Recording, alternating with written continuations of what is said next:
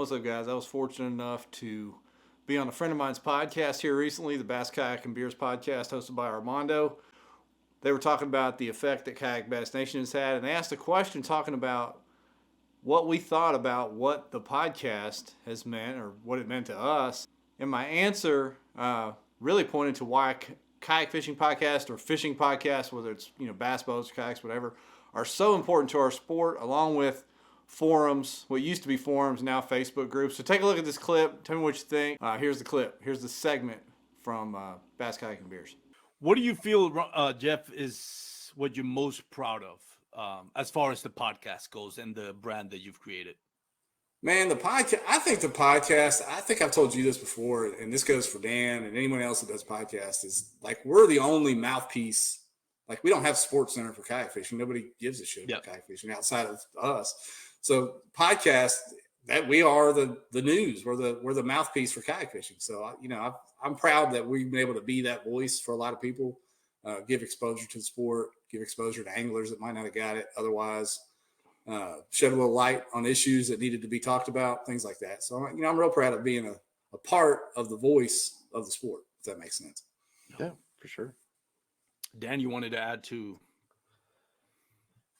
No, man, I if I were one of y'all two, man, I'd be damn proud. Because nobody to me, nobody in kayak fishing moves the needle like y'all do.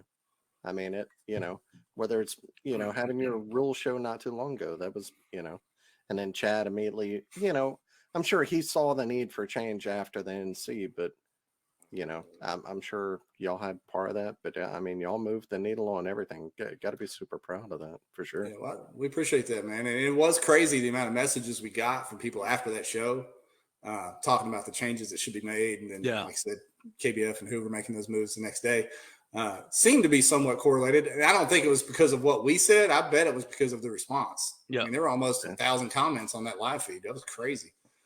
So seeing that people wanted that so bad, it probably push them a little bit to go ahead and try to make those changes. So I'll be curious to see if Bass and Hobie follow suit, which I'm sure they will. So. When Ryan Lambert have accomplished with the KBN Podcast, Kayak Bass Nation, and not just the podcast, but the brand itself, you really created a community, for better or worse.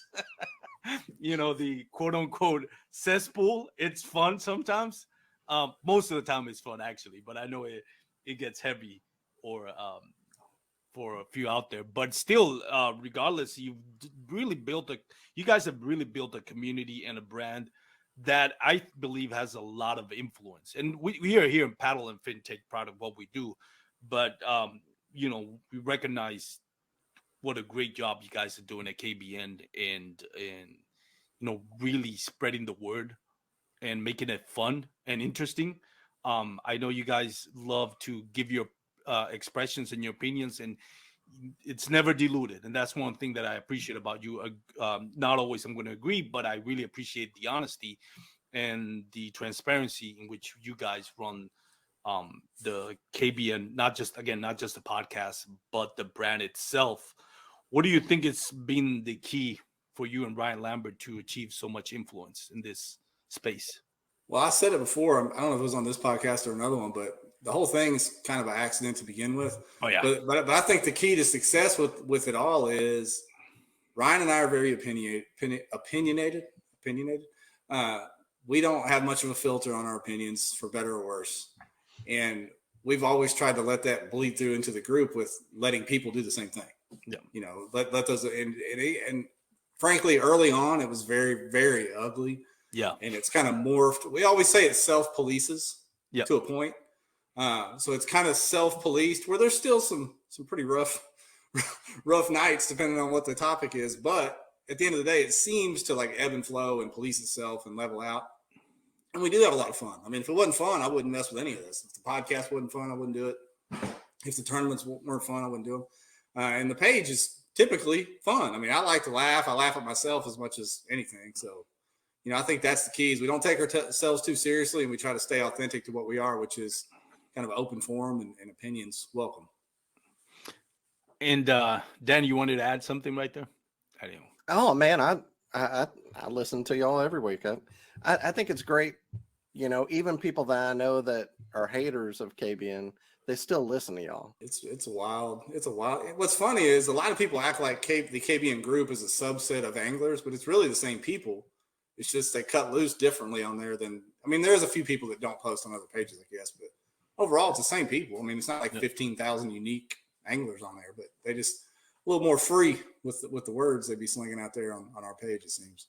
So there you have it, guys. I'll link the full episode in the description, along with the Kayak Bass Nation podcast. If you're not already a subscriber to that channel, go over there and do that. But let me know your thoughts. Do you like podcasts? Do you think they're an important voice to the sport? What do you think of the fishing forums out there? I know they can get a little bit crazy and toxic, but those are our platforms. Those are our town square, so to speak. So put your favorite podcast forums, whatever, in the comments, and of course, let me know your thoughts. Appreciate you guys watching.